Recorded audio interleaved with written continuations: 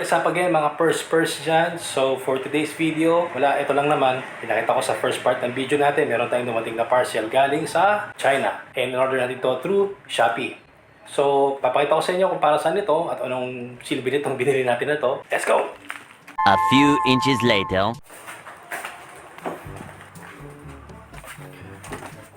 Ito ang ating work area. Okay, tuturgo kayo ng konti. So ito yung ating work area kung saan tayo usually tumatambay sa buong araw or kung wala tayong masyadong ginagawa. Minsan nagigitara. Ayun yung computer, main computer ko. Kung saan ako nag-i-edit ng mga videos, nanonood ng mga YouTube videos, nag-aaral, para mag-edit, mga ganyan, kung ano-ano pa. Diyan din nakasaksak yung aking interface para sa gitara. So, minsan gumagawa ako ng mga jamming dyan. Mag-isa lang ako. And then, sometimes, dyan na nagkakaraoke. So, nakita nyo naman, alam yung setup natin na to. Usually, nung nag-unboxing ako ng mga gadgets, mga anik. So, dito yung area na yon. Yan yung area kung saan natin ginagawa lahat ng mga yan. So, ito naman, itong area na to, so, dyan nakalatag yung aking camera, action camera, yung mga pang-vlogging natin. So, itong parcel na nabili natin ngayong araw na to, na i-unbox ko, maya-maya lang. Hindi mo tayo nagmamadali. Piyesa to para sa computer. Kasi yan yung computer natin. Nakita nyo naman, lumang-luma na yan. Old series na yan. Ang nasira kasi sa kanya, ito, papakita ko sa inyo. Yung RAM na ganito. So, hindi ko alam kung anong problema niya. Bigla na lang siya mag-function. Bumagal yung computer natin. So, may buti kong bumili ng 2 RAM. And then iba-back up ko yung isa just in case lang. Kasi usually medyo mahirap na rin gumanap ng magandang ganito na RAM. Anyway, it's a DDR3 nga pala to. Tama nga ba? O DDR3 nabili natin na ganito. 8GB, so times 2, 16 and 1600 megahertz pala. Megahertz.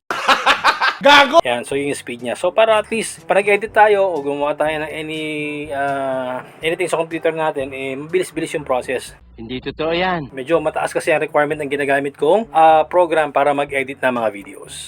Okay, so maya-maya lang papakita ko sa inyo paano ko babaklasin yung ating computer. Since ito nga magpapalit tayo, maglalagay tayo ng bagong RAM. Bubuti na rin na matignan natin, ma-check natin yung ating computer o yung mismong CPU natin for any kind of alikabok, mga ganyan, dumi-dumi, para total malinis na rin natin. And dito tayo sa may working area ng table na to, tatanggalin ko muna yung mga laman dyan o yung mga nakalagay dyan para mas lalo tayo makakilos sa mas maganda. A few inches later. So yun, nakalasan natin yung ating CPU. So kung papansin ninyo, yan, wala siyang takip kasi medyo mainit dito sa taas. Hindi totoo yan. Basically, ventilation yan para mas maganda yung circulation ng CPU para hindi masyado mainitan. Kaya tinanggal ko yung takip.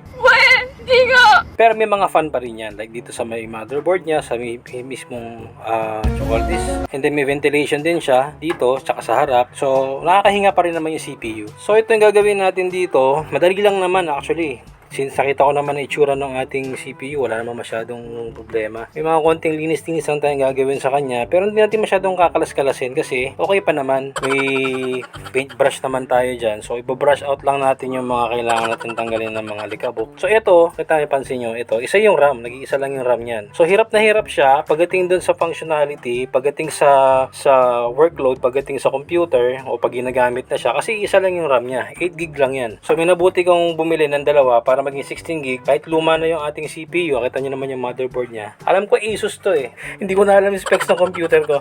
Anyway, ayun, mapapansin nyo sa baba, ayan, nakalagay, mababasa nyo. Asus nakalagay, Asus. Okay pa naman tong computer na to. Maganda siya pang practice, maganda rin siya pang basic functions. Pero so far, since yung mga bagong application ngayon, bagong mga programs, medyo nararamdaman ko na yung bagal niya. Kaya medyo kailangan natin i-upgrade kahit papano yung mga, like for example, memory. Nakasata na pala to. Yan, nakasata na siya. And then may backup siya ng hard drive. Actually, pang gaming, may game, pwedeng pang gaming to eh, kasi yung video card nito pang gaming. Pero hindi ko siya ginagamit for gaming. So, hindi ko siya talagang sinasagad yung gamit niya. Kaya tumatagal siya. So, anyway, ito nga yung nag-iisang RAM. Ayan, papalitan natin yan para mas gumanda yung ating CPU. So, tara. A few inches later. Ang kalasin to actually, may tab dito sa taas. Taas mo lang yan. And then dun sa baba niya, taas mo lang din. Ayan na. So, ayan na, makukuha mo na yung RAM. Ma'am, galing mo pala dyan ah. Hindi ko alam ah. So, tatabi natin ito kasi okay pa naman siya, gumagana pa naman. Kaya lang hindi ko alam kasi kung same yung nabili ko na ganito. Ano kasi to eh, hindi ko alam kasi red label to eh. Hindi ko alam kung blue label yung isa or same exact specs. Pero ang alam ko is in order ko is DDR3, 8GB ang isa and then 1600 MHz. So ito, i-unbox na natin yung isang dumating galing ng Shopee. So ito yon. So tara, unbox natin yan. A few moments later. So ito na yung parcel natin. I-unbox na natin siya. Buksan natin.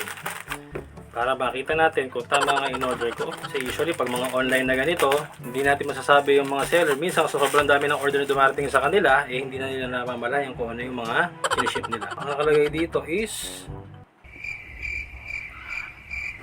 A few inches later. A few inches later.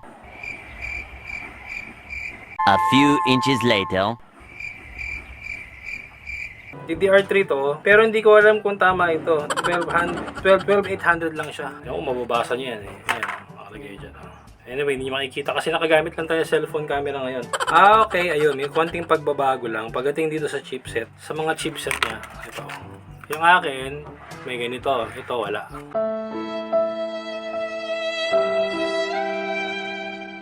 So, tingnan natin kung magandang performance nito. So far, hindi ko pa alam kung magiging okay siya. Check natin yung cellphone ko. Kasi in-order ko is 1600. Bago ko buksan ito kasi once binuksan ko to, baka ma-void yung warranty. So, check ko muna yung cellphone ko. So, yan nga mga first no. Bago natin i-install ito do sa ating computer sa desktop o sa CPU natin, check muna natin sa ating isang cellphone. Meron akong phone dito. Verify natin yung ating serial number o yung barcode dito. Kung legit nga siya na Kingston. Parang may problema ka. And kung ano yung kanyang specs.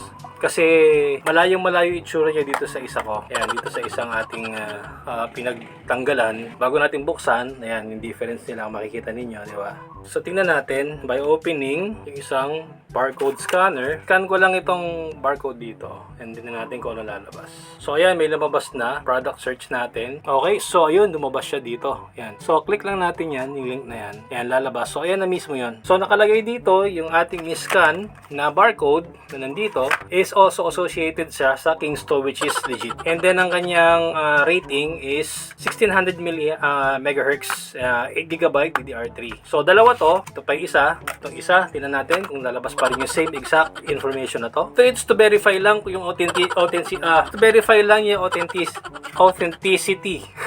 To verify lang kung talagang legit or authentic yung nabili natin. Kasi karamihan sa mga online shopping ngayon kasi hindi natin madidetermine kung ano yung nagbebenta ng legit. Not unless na lang talaga na i-check natin kung wala tayong makita mga rating or mga comments ng ibang mga buyer o mga nakabili na. So, hindi natin malalaman. So, ito yung another one. Dalawa yan ha. So, dalawa. Tapos nating scan to using our barcode scanner. So, ito naman isa. Check natin. Scan ulit natin.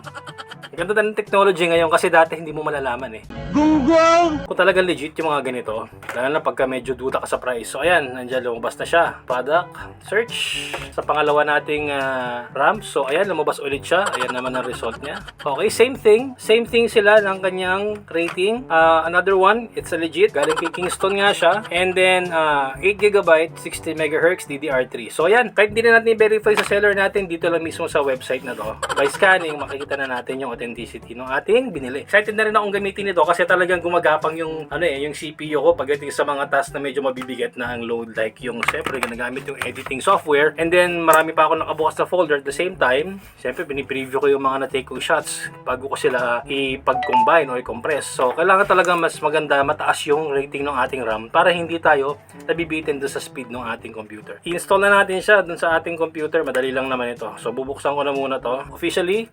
Ayan. So, isang side lang ang ating tatanggalin. Bali, ano pala to? Nabili ko to. Shopee lang to. And kung gusto niyo, may mga lumang desktop dyan kayong computer. Madaldal ka eh. Okay, so ito yung luma natin. Ito, difference. Binuksan ko na. So, ito yung luma. Ito yung bago. So, may mapapansin kayo sa kanya, magkaiba sila dito. Ito yung sa luma. Meron siyang chipset na ganyan. Dito, 4. So, yan. Pagdating sa likod, magkaiba nga sila. Yan yung itsura ng luma. Yung bago, ganito na itsura. Makikita natin yung performance nito later on. So, halika, install natin. Hey! Kinaligot sinundot ang kanyang eng. So, tayo natin siya mag-boot up. And then, check natin yung CPU. regarding dun sa ating install na RAM. Okay, so ngayon, nabuksan natin tong ating AIDA64 Extreme. So yan, kung mapapansin ninyo, andito tayo under ng motherboard is yung SPD. Okay, so andito naka-install yung ating RAM. So ito yung ating information, which is nabasa niya. Ayan siya, kung makikita ninyo.